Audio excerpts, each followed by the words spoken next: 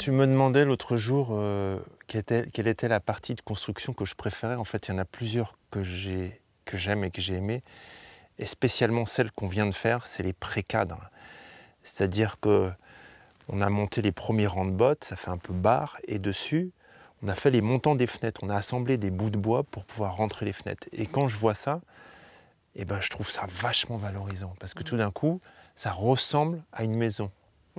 En fait, les pré-cadres, ils servent à reprendre la charge qui arrive au-dessus, donc d'autres bottes, pour éviter les déformations qui vont s'appliquer à la menuiserie qui va être encastrée dedans.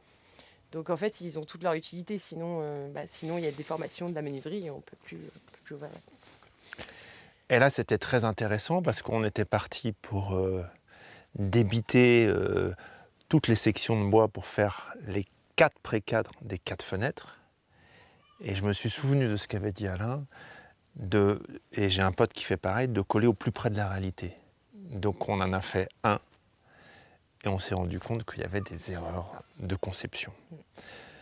En fait, on était parti pour faire du Fordisme, à faire la chaîne, tout. Mais comme toutes nos menuiseries, on s'est aperçu aussi c'est de la récup, dans le sens où c'est des menuiseries d'exposition. Donc Jean-Marie a pu avoir un bon prix, ce qui est très intéressant. Donc elles ont des particularités. Elles ont des particularités. On ne les a pas faites faire sur mesure. Au contraire, on a adapté les pré-cadres à leurs dimensions.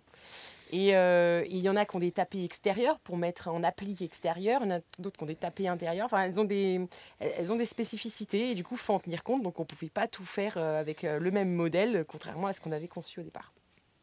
Voilà. Et là, moi, immédiatement, ce qui m'est venu, c'est qu'on passe beaucoup de temps à concevoir les choses et on aime bien les concevoir, on peut aimer les concevoir très à l'avance. Et je trouve que quand on conçoit trop à l'avance, c'est comme si on ouvrait la 5e porte alors qu'on n'a pas ouvert la première et qu'on ne sait pas ce qu'il va y avoir derrière. Et je trouve que ce qui est bien, c'est vraiment d'avoir un objectif.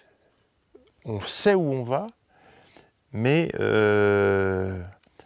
de coller au plus à la réalité, pour ne pas s'éloigner de la réalité. Entre le concept et la réalité, il y a une grosse différence, même si, comme tu le disais, le concept, il est nécessaire. Ouais. Parce qu'il faut bien, si on n'a pas de concept... Si on n'a pas de base, on part de rien, et on galère. Donc il faut une base, et après on s'aperçoit que de toute façon il est nécessaire de la modifier en cours de route. Ça fait partie du process. Des fois c'est frustrant, et en même temps, ça nous permet de rebondir sur d'autres idées, faire d'autres choses, et voilà. Et de créer des nouveaux apprentissages, parce que... Ouais, on se fait l'expérience. Parce que forcément, on fait son cadre, on essaye avec la fenêtre, on voit ce qui fonctionne, on voit ce qui ne fonctionnait pas. Là, en l'occurrence, ce qui ne fonctionnait pas, c'est qu'on n'arrivait pas à ouvrir la fenêtre. Non, on n'arrivait pas. Déjà, on n'avait pas pu l'encastrer puisqu'on s'est aperçu qu'il y avait des tapés qui bloquaient alors qu'on voulait le mettre en appli extérieur. Puis ensuite, on ne pouvait pas l'ouvrir complètement à 90 degrés. Enfin voilà, donc on a dû réadapter complètement. Et du coup... Et sur cet équilibre, en fait, entre le concept et la réalité, et de faire des allers-retours suffisamment proches pour ne pas s'éloigner de la réalité, je vous souhaite bon courage, à très bientôt. Ah oui, c'est ça que je voulais te dire. Attends, parce qu'en fait, les chantiers sont tous différents. On arrive sur des systèmes. Là, par exemple, on est en paille autoporteuse. On a décidé de rajouter une lisse intermédiaire.